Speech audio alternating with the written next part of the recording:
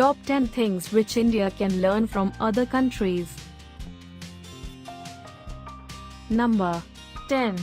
Education from Finland. Finland's education is the world's finest, and it's free all the way from kindergarten to university. Teachers are drawn from the top 10% of graduates and pay top salaries.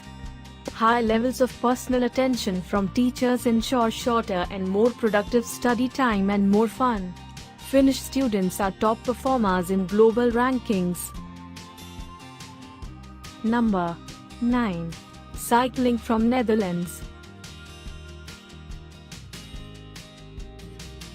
In Netherlands, 36% of the people has listed bicycles as their most frequent mode of transport. There are more bicycles than residents in this country.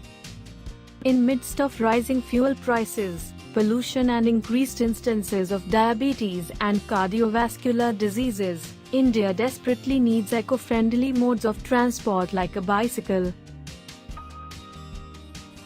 Number 8. Peace from New Zealand.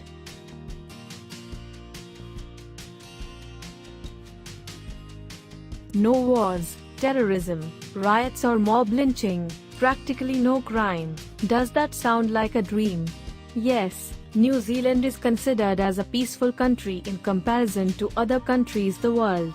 This Pacific nation is politically stable, gets along with its neighbors and respects human rights. Number 7. Gender equality from Iceland. This small, cold country is the best place in the world to be a woman. It comprises of 57% of professional and technical workers, 41% of its MPs and 44% of its ministers are female. 83% of working-age women are actually doing job, unlike India where only 22% of the women works, that too in the field of agriculture. And here's more, by 2022, Iceland has vowed to close its gender pay gap too. Number 6. Happiness from Bhutan. Many of you would know about Bhutan's gross national happiness, an area of development that this country has alone perfected. According to the small nation, prosperity of a nation is measured through the spiritual, physical, social and environmental health of its citizens and natural environment. Considered to be the happiest country in the world, Bhutan aspires to lead to an equitable and sustainable country. What India too needs is more of happiness, and less of hatred. Number 5.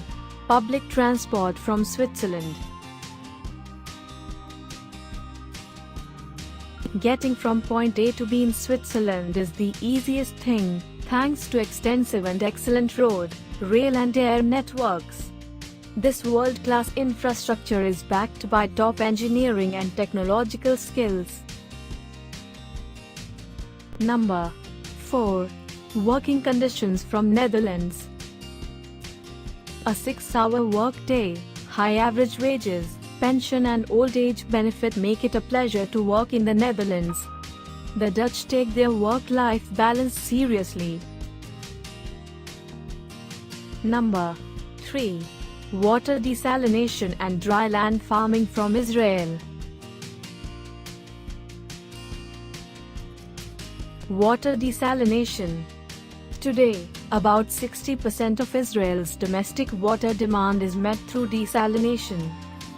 In this era, when some of states of India are having water disputes, water desalination is the need of hour for India. Dry land farming.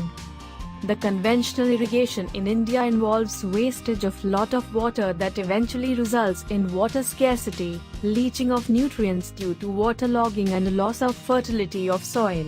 Now, when climate change has become a bitter reality, water conservation in agriculture is something that India should learn from Israel.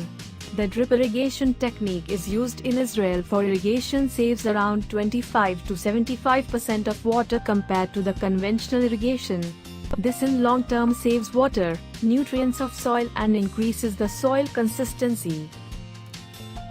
Number 2. Environmental action from Germany. Nearly 35% of Germany's energy needs are met through a mix of renewable sources, solar, wind, hydro, biomass, while ensuring power for its highly industrialized economy and high-income citizens. Widespread recycling of water and solid waste and a commitment to cutting emissions give Germany some solid green credibility. Number 1. Sustainability initiatives from Sweden. Sweden companies like Plantagen are pioneering initiatives like vertical greenhouses to clean air and provide a healthy environment to people. Sweden is leading country of the European Union (EU) in the production and consumption of organic food. The waste management of Sweden is commendable. It imports trash from other countries to keep its recycling factories operating. India today needs such sustainable initiatives for overall growth and development of economy.